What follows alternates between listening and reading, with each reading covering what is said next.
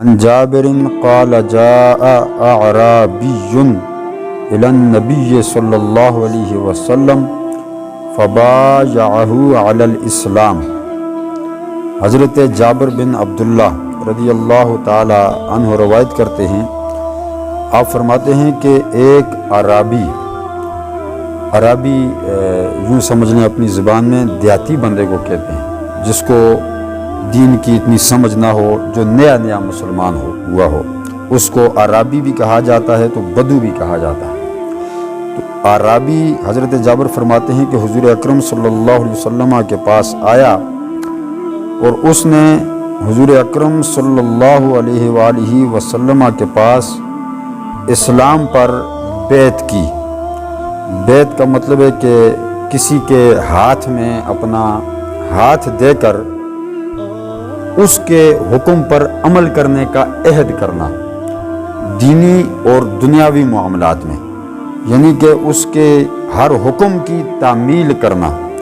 تو اس شخص نے حضور کی بارگاہ میں آ کر آپ کے ہاتھ پر ہاتھ رکھ کے، یعنی حضور اقدس صلی اللہ علیہ وسلم کے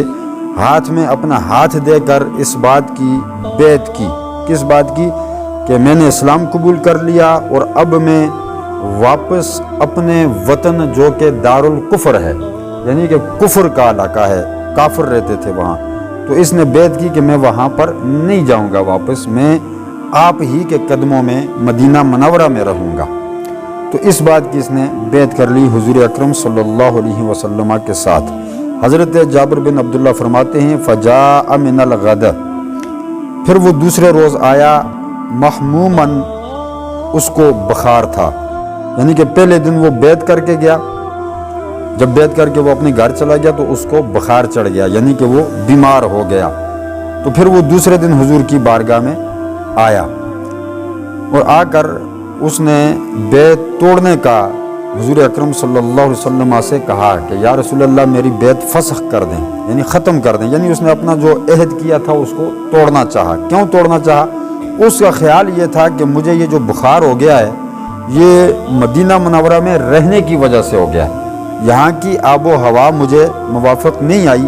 راس نہیں آئی، لہٰذا مجھے واپس جانا چاہیے۔ تو اب چونکہ اس نے بیعت کی ہوئی تھی، عہد کیا ہوا تھا کہ میں واپس نہیں جاؤں گا،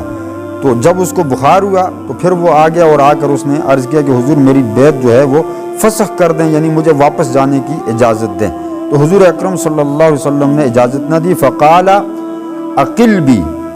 اقلنی فابا ثلاث مرات، تو حضور اکرم صلی اللہ علیہ وسلم نے 3 مرتبہ انکار فرمایا۔ وہ 3 ہی مرتبہ آیا تھا، یعنی پہلی مرتبہ وہ آیا تو اس نے آ کر عرض کیا کہ حضور میری بیعت فسخ کریں، میں واپس جانا چاہتا ہوں، ختم کریں، میری بیعت کو منسوخ کر دیں۔ تو حضور نے انکار کر دیا، فرمایا نہیں تو نہیں جا سکتا۔ وہ گیا، پھر آیا دوسری مرتبہ، پھر حضور نے انکار کیا، وہ پھر گیا، پھر آیا، تو پھر حضور نے انکار کیا۔ اب انکار کرنے کی کیا وجہ تھی؟ کہ دونوں صورتوں میں انکار ضروری تھا۔ اگر حضور اس کو، علماء فرماتے ہیں کہ بعض علماء کا یہ خیال ہے کہ وہ اسلام سے پھرنا چاہتا تھا، تو ظاہر سی بات ہے حضور تو اسلام سے پھرنے کی اجازت کسی کو نہیں دے سکتے، یعنی اس نے بیعت کی تھی نا، اسلام پر بیعت کی تھی حضور کے ہاتھ پر کہ میں نے اسلام قبول کر لیا۔ اب بعض علماء فرماتے ہیں کہ وہ اسلام سے پھرنا چاہتا تھا، یعنی کہ میں اسلام چھوڑ رہا ہوں، میں واپس اپنے مذہب میں جا رہا ہوں، تو اس بات کی اجازت تو حضور اس کو دے ہی نہیں سکتے تھے کیونکہ وہ واپس کفر کی طرف لوٹ رہا تھا۔ تو اس صورت میں اجازت دینا اس کو کفر کی طرف لے جانا تھا، تو یہ اجازت حضور اکرم صلی اللہ علیہ وسلم کسی صورت میں نہیں دے سکتے تھے۔ دوسری صورت یہ تھی کہ علماء فرماتے ہیں کہ وہ اس لیے کہہ رہا تھا کہ میری بیعت فسخ کریں کہ وہ مدینہ چھوڑ کر واپس اپنے گاؤں جانا چاہتا تھا، اپنے شہر میں جانا چاہتا تھا، اپنے علاقے اپنے وطن میں جانا چاہتا تھا، تو یہ بھی اجازت حضور اس کو نہیں دے سکتے تھے۔ کیوں؟ اس لیے دینا چاہتے تو حضور دے سکتے تھے، لیکن حضور دیتے نہیں تھے کیونکہ اب اجازت دینا اور اس کا مدینہ چھوڑنا حرام تھا۔ مہاجر کے لیے ہجرت کے بعد اس جگہ کو چھوڑنا حرام ہے، یعنی جن لوگوں نے مکہ مکرمہ چھوڑا اور مدینہ منورہ حضور کے ساتھ ہجرت کر کے آئے، تو حضور نے ان کو وہاں رہنے کی اجازت دینا تو دور کی بات، واپس مکہ جا کر اجازت نہیں دی حضور نے۔ فتح مکہ کے بعد بھی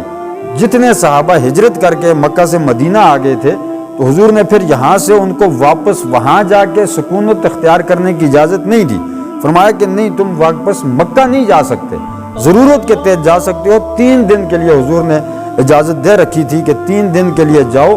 اور اپنا جو کام ہے ضروری وہ کرو اور واپس مدینہ منورہ آ جاؤ، مدینہ منورہ واپس آ جاؤ، کیونکہ اب واپس تم مکہ مکرمہ نہیں جا سکتے، مستقل سکونت مکہ مکرمہ میں اختیار نہیں کر سکتے۔ یہ اجازت بھی حضور اس عرابی کو نہیں دے سکتے تھے کہ بھائی تو اب مدینہ آ گیا ہے تو اب مدینہ چھوڑ دے، کیونکہ اب اس کے لیے مدینہ میں رہنا ضروری ہو گیا تھا، اس نے حضور کے ہاتھ پر بیعت کر لی تھی، اور مدینہ منورہ چونکہ حضور کو پیارا تھا، حضور نے دعا مانگی تھی، بلکہ آگے حدیث اگلی جو آ رہی ہے وہ غالباً یہی ہے کہ حضور نے دعا مانگی تھی، یا اللہ جس طرح مکہ مجھے پیارا تھا نا، اسی طرح مدینہ مجھے پیارا بنا دے، بلکہ اس سے بھی زیادہ پیارا بنا دے، اس سے بھی زیادہ پیارا بنا دے۔ 2 مرتبہ حضور نے یہ دعا مانگی کہ مکے سے بھی زیادہ پیارا مجھے مدینہ جو ہے وہ برکت والا بنا دے میرے لیے، مجھے پیارا بنا دے، مجھے محبوب کر دے مدینہ۔ تو اب حضور کسی کو اجازت نہیں دے رہے تھے مدینہ چھوڑنے کی۔ فقال المدینہ تو کل کیر تنفی خبثہا وتصنع طیبہا۔ علماء فرماتے ہیں کہ جب حضور نے 3 مرتبہ اس عرابی کو انکار کر دیا، اجازت نہ دی، کسی بات کی بھی اجازت نہ دی، تو وہ چلا گیا، بغیر اجازت کے چلا گیا۔ تو حضور اکرم صلی اللہ علیہ وسلم نے پھر فرمایا کہ یہ مدینہ بٹی کی طرح ہے، جیسا کہ میں پہلے حدیث عرض کر چکا ہوں، جیسا بٹی لوہے کا زنگ اتار دیتی ہے، ایسا ہی یہ مدینہ خبیث لوگوں کو اپنے سے دور کر دیتا ہے، یعنی کہ برے لوگوں کو یہ مدینہ اپنے اندر نہیں رہنے دیتا، ان کو نکال دیتا ہے۔ تو ظاہر سی بات ہے حضور نے انکار کیا، اس نے حضور کی بات نہیں مانی، وہ چلا گیا، تو اچھا عمل نہیں کیا اس نے۔ تو حضور نے پھر فرمایا کہ یہ مدینہ منورہ اچھے اور بروں میں فرق کرتا ہے، اس کی سرزمین کے اندر یہ خاصیت ہے کہ یہ محبت کرنے والے لوگوں کو اور دوسرے لوگوں کو پہچان لیتا ہے، تو یہ مدینہ برے لوگوں کو نکال دیتا ہے، یہ خباثتوں کو دور کرتا ہے۔ وَتَنْسَعُ طَيِّبَهَا، اور یہ خوشبو کو خالص کر دیتا ہے، یعنی جو اچھے لوگ ہیں، جو نیک مومن لوگ ہیں، ان کو الگ کر دیتا ہے، چھانٹی کر دیتا ہے مدینہ منورہ۔ منافق لوگ اس کے اندر نہیں رہ سکتے، برے لوگ اس کے اندر نہیں رہ سکتے، یہ مدینہ منورہ خود بخود ان کو نکال دیتا ہے۔ اور یہ اللہ تبارک و تعالیٰ کے مرضی اور منشا کے مطابق ہے کہ سرزمین مدینہ کے اندر جو ہیں وہ ہمیشہ مومن لوگ ہی رہیں گے۔ اور جیسا کہ میں نے پہلے عرض کر دیا کہ اگر وہاں پر منافق بھی رہتے تھے، کافر بھی رہتے تھے، تو وہ